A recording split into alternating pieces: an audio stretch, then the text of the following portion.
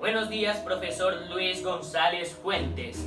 Soy su cadete Francesco Ceballos del noveno ECO. Y este es mi proyecto del segundo quimestre de la asignatura de Estudios Sociales, el cual me ha servido para conocer la dura realidad que vivió Europa a manos de la Alemania nazi en la Segunda Guerra Mundial. Desde el 1 de septiembre de 1939 hasta el 2 de septiembre de 1945. La Segunda Guerra Mundial es el conflicto bélico más importante del siglo XX. Inicia el término de la Primera y se firma el Tratado de Versalles, que obliga a Alemania a pagar una indemnización millonaria a Francia, a desmilitarizar el país y también a devolver mucho del territorio conquistado en la Primera Guerra Mundial. Europa comienza a levantarse, soportando la crisis económica, esperanzada en que vendrán tiempos mejores. Pero en el corazón de Alemania, Hitler, ex soldado de la Primera Guerra Mundial, resentido con el Tratado de Versalles, es nombrado canciller del gobierno alemán en 1933. Hambriento de poder, organiza un golpe de estado fallido, pero es arrestado por 9 meses en prisión y escribe un libro llamado Mi lucha, que gana seguidores y rápidamente se vuelve dictador de Alemania. Militariza el país, traiciona el Tratado de Versalles, conquista Austria, conquista Checoslovaquia y continúa firme. Pero al invadir Polonia, el 1 de septiembre de 1939, las grandes potencias del mundo, agrupadas en 2 alianzas militares, los aliados y los países del eje, se enfrentan en conflicto bélico más terrible de toda la historia. La Segunda Guerra Mundial fue tan devastadora que alteró las relaciones políticas y la estructura social de todo el mundo. Por todos lados se respiraba dolor, terror y muerte. Miles de judíos, gitanos, homosexuales, opositores políticos y testigos de Jehová eran llevados a cualquiera de los 15 campos de concentración en Auschwitz y otros lugares bien ubicados, donde los que podían ser explotados eran codificados por color de camisa y la inicial del país, para que los guardias y oficiales del campo pudieran identificar y tratar. Los que no servían, los discapacitados, los enfermos, las mujeres embarazadas o con niños pequeños, iban a ser aproximadamente 1500 presos políticos, engañados pensando que los llevarían a bañarse, pero en lugar de eso, los hacían ingresar a la cámara de gas y eran asesinados el mismo día de su llegada. Luego de revisar los cadáveres, extraen dientes de oro, les cortan el cabello que usan para hacer cordones de zapatos y sogas, y cuando ya no hay nada que sirva, los cuerpos son cremados y sus cenizas usadas como abono. Los que quedan viven una realidad donde lo único que anhelan es la muerte, y muchas veces se suicidan lanzándose ellos mismos contra la cerca eléctrica, sufriendo una muerte lenta y dolorosa. Mientras Hitler, el Führer, causa estragos en toda Europa, Inglaterra sustituye a Neville Chamberlain por Sir Winston Spencer Churchill, quien había impulsado importantes reformas militares durante el inicio de la Primera Guerra Mundial, y lo nombra primer ministro británico a los 75 años.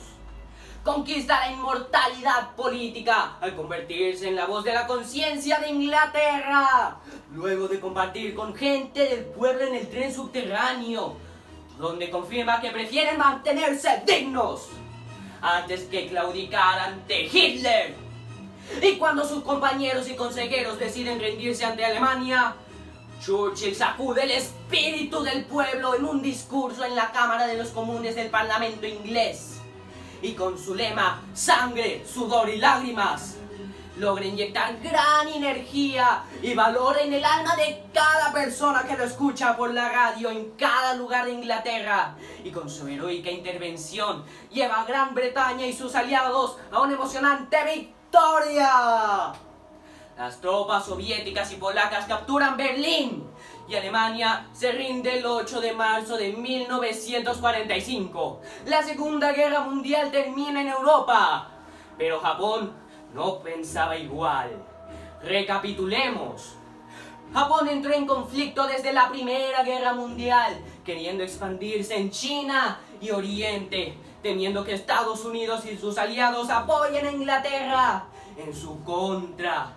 Decide atacar sorpresivamente la base naval estadounidense de Pearl Harbor en Hawái, matando 2.400 militares norteamericanos y destruyendo 19 buques de guerra y 188 aeronaves.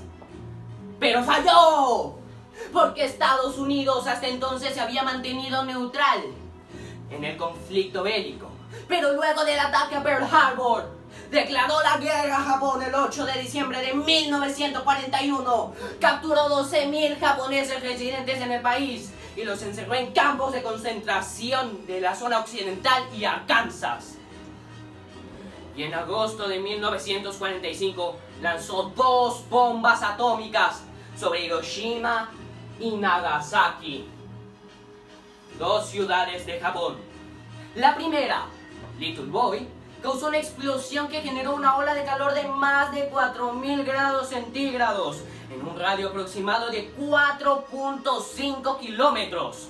Y 3 días después, en Nagasaki, detonó la bomba Tsar, 3.800 veces más poderosa que la primera.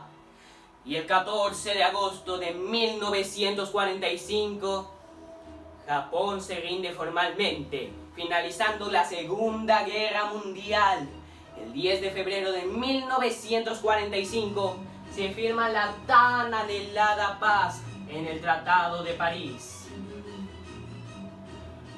Se calcula que hasta diciembre, 9 meses después, unas 100.000 personas habían muerto a causa de la explosión y la radiación atómica de las 2 bombas. Lo único que queda de la Segunda Guerra Mundial en Europa son solo dolorosos recuerdos, como el de Ana Frank, una niña de 14 años que soñaba con ser escritora y que dejó plasmados sus sufrimientos en un diario al que llamó Kitty, su único amigo y consuelo en el largo encierro de casi 3 años con 7 miembros más de su familia, en el pequeño departamento construido sobre la fábrica de mermelada de su padre, a donde ingresan por una puerta escondida detrás del librero. A pesar de las cortinas que esconden la luz de día, son traicionados por un familiar lejano. La policía invade la casa, todos son apresados y trasladados a uno de los campos de concentración en Polonia, junto a miles de judíos, donde finalmente fallece de tifus, a solo un mes de conseguir la tan anhelada libertad que llegaría con el fin de la Segunda Guerra Mundial.